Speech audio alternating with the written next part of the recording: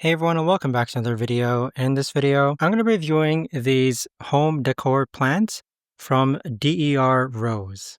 So I do want to thank DER Rose for actually gifting this to me. And so essentially what we have here are two decorative plants. And for me personally, I prefer fake plants just because they require a lot less care and they still look extravagant. So what we have here is a set of two different succulent plants. And with it, you've got the wooden casing that it's inside of. You've got basically, I'd say about 6 or 7 different succulent looking plants.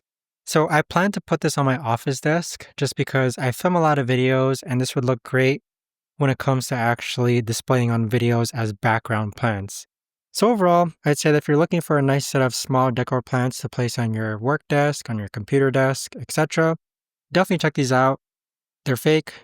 And with that being said, you don't need to actually go ahead and water them, of course. But I'd say with DER Rose, they have a lot of different decor that just adds to the lifestyle of the environment itself. So I've had no problems with these whatsoever.